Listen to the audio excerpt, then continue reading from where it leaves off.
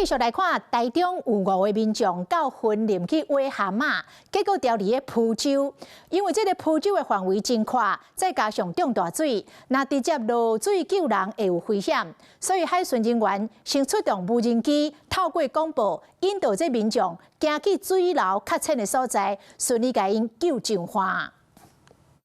海巡人员徛伫咧海岸边，头前2个查甫人有白色的箱仔，豆豆啊向海岸挖来，正边的查甫人佫无说哩跋一倒。哇，好危险哦！哦，好危险！海巡人员随向前伸手，先接过查甫人手头的白色箱仔，佫甲伊搬咧协助对方起来。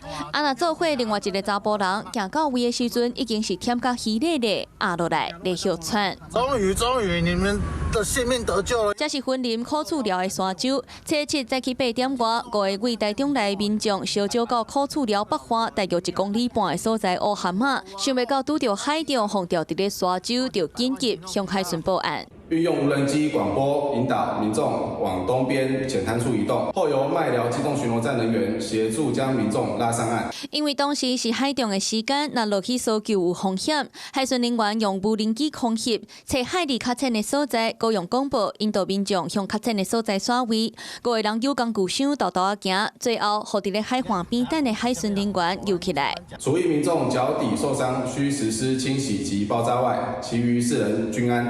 海巡人员 透过科技的力量，成功救援5个人。加在这个意外，敢若1个人脚底有轻伤，其他的人无啥要紧。结束这场小小的意外。